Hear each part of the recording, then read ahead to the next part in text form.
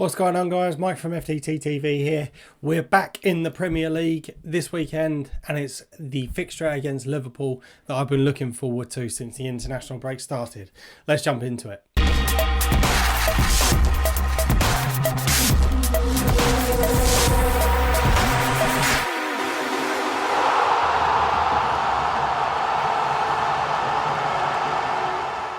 Welcome back, guys. Thanks very much for tuning in. As I said, this is the upcoming fixture against Liverpool.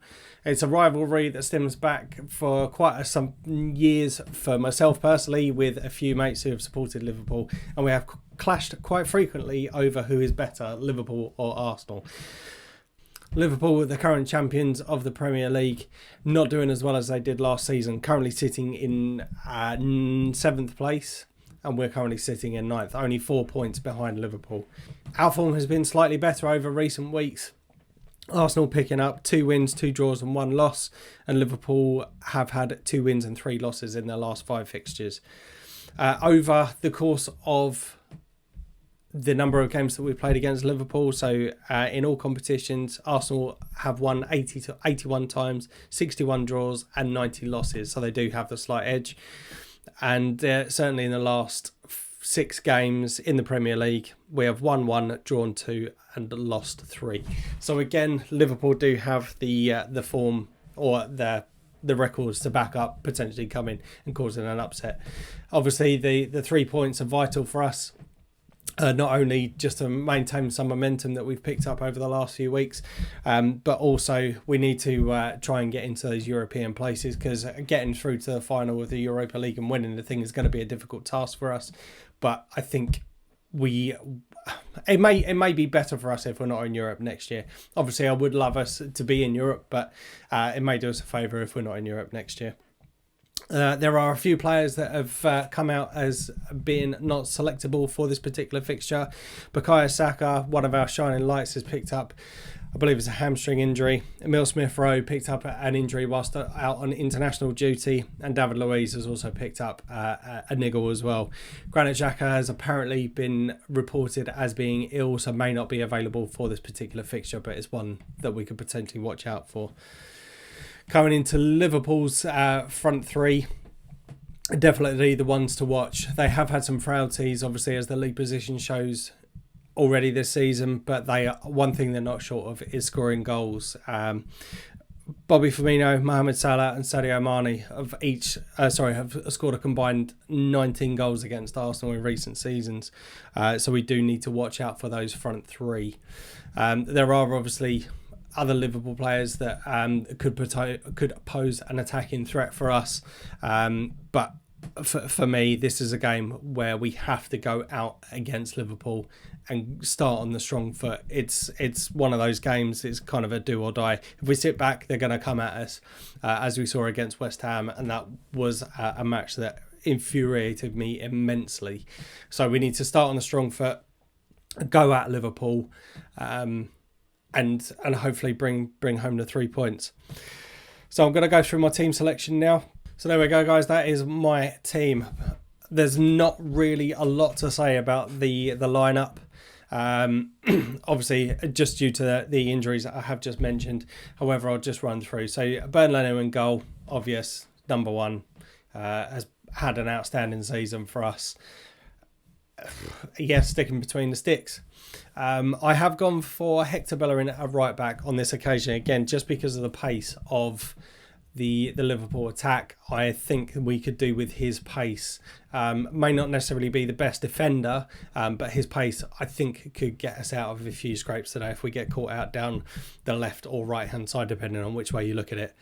Rob Holding reclaims his position, had an absolutely brilliant season for me personally, up until he got injured with the suspected concussion. But yeah, he reclaims his place over David Luiz due to his injury. I am going to go for Pablo Mari in this particular fixture. I think, again, just with the qualities that all of the new defenders have shown. So Cedric, Tierney, who I'll come on to, Mari and Gabriel, they do have some outstanding qualities. Gabriel has recently played more game time than Pablo Mari, and I think for this particular fixture, with his strength, his height, I think he could be invaluable for us. Kieran Tierney had an amazing international break. It's good to see that he's taken his form away from Arsenal and taking it to the international stage. But for me, he is got to be the first name on that team sheet for us. Him and Aubameyang linking up, his passes, his work rate, his desire, I think is unquestionable. And like I've said over recent weeks, I think he's going to be a future captain of Arsenal. Going into the midfield position, like I mentioned in the build-up, Granit Xhaka is a doubt for this game due to sickness, but obviously he could be recalled back into the squad depending on how he feels. So on that basis, I have gone for Thomas Partey and Dani Ceballos in that position. Dani Ceballos is, I still think, a player that does have a lot of potential, and he's not hit the heights that he hit last season. But if you look at him, he hasn't had the run of games like he did last season. Maybe this will be the game where he can excel again and bring himself back to the Arsenal party, no pun intended.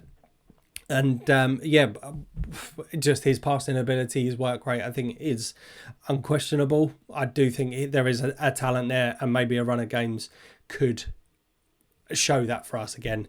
Do I think he'll be back next season? I very much doubt it. I personally would like to sign him, but I think that's definitely one that we need to watch out for.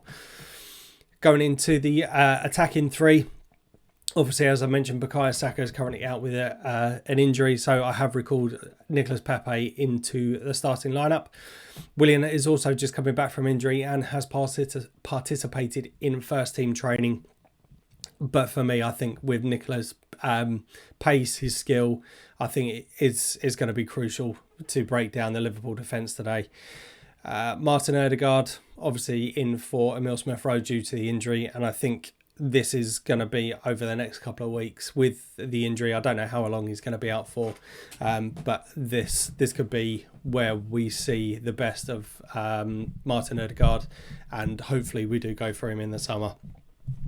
Aubameyang out on the left, he's got to discover his best form with us. He's done it away on the international break. So we know he's got goals in him. We just need to see that out on the stage for us.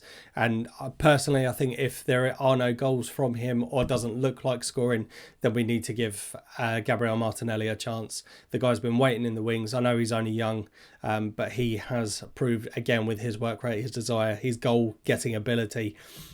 I think this is going to be where he needs to, or Aubameyang needs to pull his socks up. And if he doesn't, then that change needs to be made. Lacazette, again, a player I think has been absolutely outstanding this season. Obviously, given the criticism that has come his way a lot of parts this season, but has come up with vital goals. For me, we need to tie him down on a new long-term contract. I think he's brilliant for us. He's very much that Olivier Giroud, hold the ball up kind of character, has got a shot in him, but also can hold the ball up well, play out and make space for our other attackers, and hopefully we can get a goal. Great penalty taker as well. I don't think he's missed a penalty since he's taken one. So for me, that's he's definitely got to be in the team. I do think this is going to be a hard fixture for us. There are going to be goals on either side, I believe. Obviously, playing at home, that we do tend to play better at home. And I think we will get goals today because we have seen Liverpool's weak defence this season, obviously due to several injuries, and they've had to have a makeshift defence.